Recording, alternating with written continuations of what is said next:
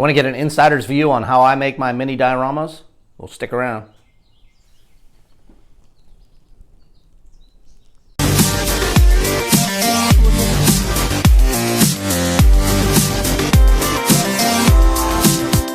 Hello everybody and welcome back to my channel. This is Paul Knapp coming to you once again from the Man Cave, and I thought, since I've been working on some mini dioramas for a local customer, thought maybe I'd show you how I put these together. So I'm going to take you through a kind of a step-by-step today. I'm going to be making a third small diorama, and these are very simple. I just use leftovers, leftover foam, leftover pieces that I have from other projects, and just make a mini diorama for, you know, 1, 2, or 3 figures, nothing special. These are roughly 1/12 scale dioramas that I made. So I'm going to take you through and make another one right here today. Now, as most of you know, I am not a 1/12 scale collector. These were a figure that I purchased at the dollar store. So I think he was like $3 or $4. This is the Dungeons and Dragons cartoon series. That was the one and only set that I did buy that is 1/12 scale. I did make a diorama for that, and you can look that up on my YouTube channel, but you guys know I'm a 1/12 scale mostly collector. So when I make these dioramas, I just buy a simple figure just for scale, so I can get an idea what looks good. So yeah, this is not, the figure's not part of this, it's just the diorama. And this is all pink foam from Home Depot, and leftover bits and parts that I had from other projects. So I'm going to show you my bits box, and we're going to make another diorama today. So here's my box of stuff. These are all leftover pieces, parts, trinkets, anything I find.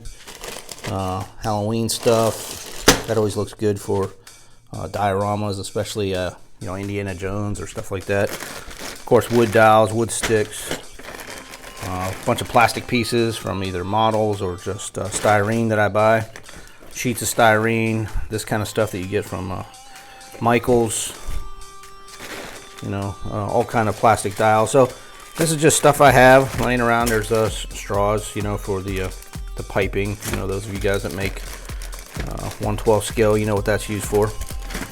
And yeah, of course you got to have sculpt a mold. So this is just my box of parts and pieces. I'm a waste not, want not kind of guy. I keep all that stuff for just such an occasion, especially when you're doing dioramas like this where you need a bunch of just crap laying on the ground. So let me show you my other stuff. And of course, every diorama maker has something similar to this. You know, all your tools, all your cutting tools, measuring stuff, everything you need. Of course, here's all my paints, brushes, whatnot. This is a hot glue gun and markers, and then the last drawer, this is all the diorama type stuff. You got every type of flocking and ballasts, every different color that you need, snow. So a lot of this is just model railroad items that you can buy. So, but yeah, so let's get started on a project. Now the base I have here, this is the largest piece I have left from my scraps. This is 11 inches by 8 inches.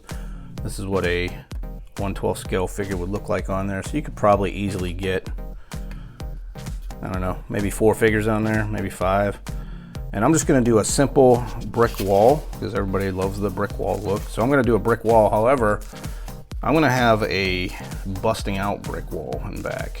So I'm gonna create a brick wall. I want it about, I would say at least 10 inches high, 9 to 10 inches high to cover up that figure, have a nice background, and then we're gonna have the bricks in the middle be busting out as if Batman or Superman or somebody threw a brick wall. So yeah, I've never done one like that. So, and since I have these pieces, I don't have one long strip to put back there. We're gonna cut these up and make a wall out of it.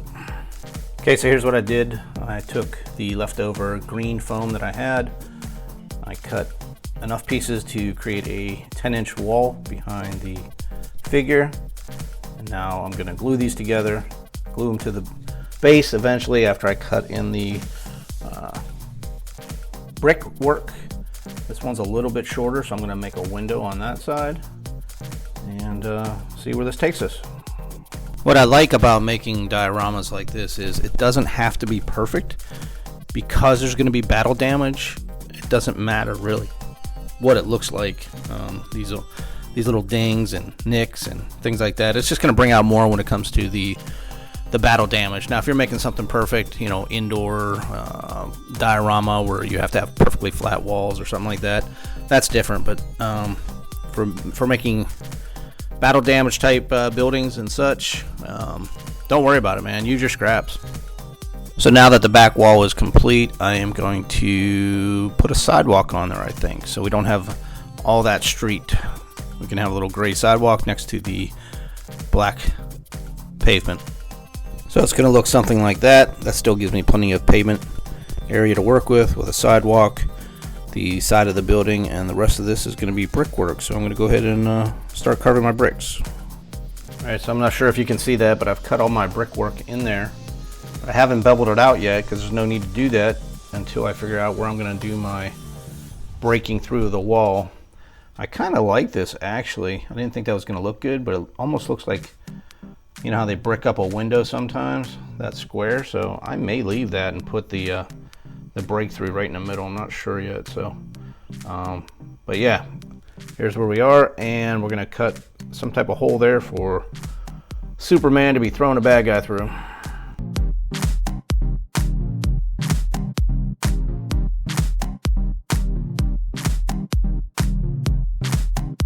Okay, so now that I cut out my blasted piece of brick, I will go ahead and start beveling these brick pieces and start putting some texture on this thing. So the sidewalk piece is cut and textured. If you can see that, the wall has been cut and textured. And now it's time to paint.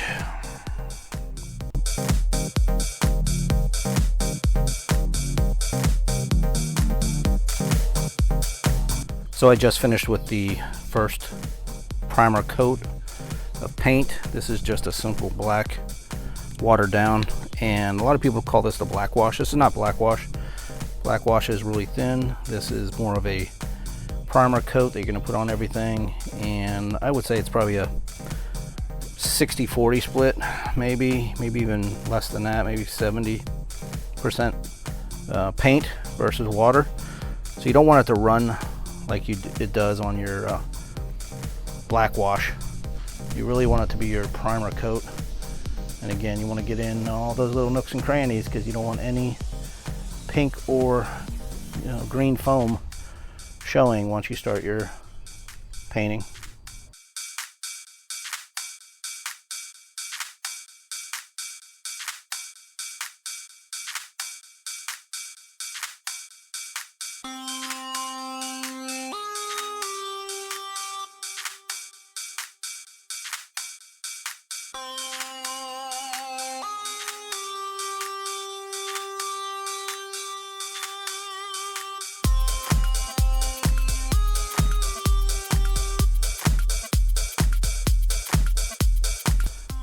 So this is the look that I like to do my bricks in. A lot of people just do the black in between the cracks, but I feel real bricks have the mortar, which is usually a white or a off-white color, tan, sometimes sand looking. So right now it's very white. It's just the spackle that I used in between. I painted a couple of the bricks darker color so it doesn't look so uniform, I guess, and now I'm just making a black wash. You can see I already put the black wash on the sidewalk, and it brings out all those crevices and cracks and things. I'm going to do a black wash on the wall. Now, just to let you know, this black wash is totally different than the primer wash or black that I used. This is about 10% paint and 90% water, maybe a little less, but you want it very, very watery before you put it on something. You can see if you pull it up on the side, it should leave just a little bit of a black residue, not much. And while I'm letting that black wash dry, you can see it's filling in all those holes and showing all the detail in the brickwork and cement. I went and I made another barrel just as a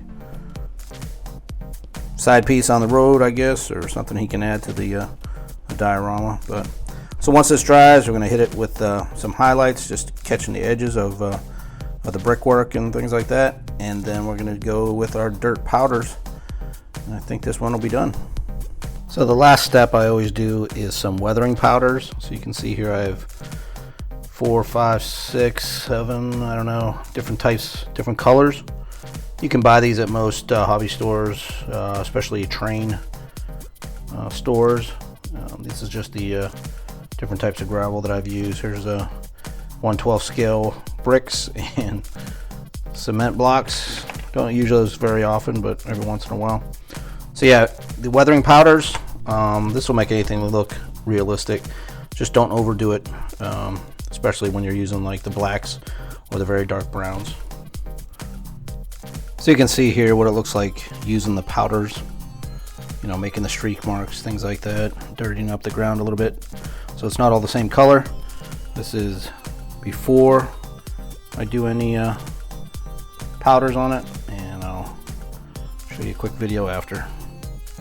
And here you go. Here's the finished product. At the last minute, I was looking at this and I was like, what am I missing? It's just a plain brick wall, and I was like, oh, I usually put a power box or a rain spout or something in, so I went with the rain spout, just a simple straw painted black, and made a little water coming down it. Very easy to do if you have a hot glue gun. That's all that is, just water effect. So we got Superman here, cheap $3 Superman busting through. Batman's here saying like, dude, really? You gotta break every wall in Gotham or what, man? So this is how you make cheap figures look good. Make a diorama. So hope this gives people ideas, and I will post some pictures and videos. Thanks for watching.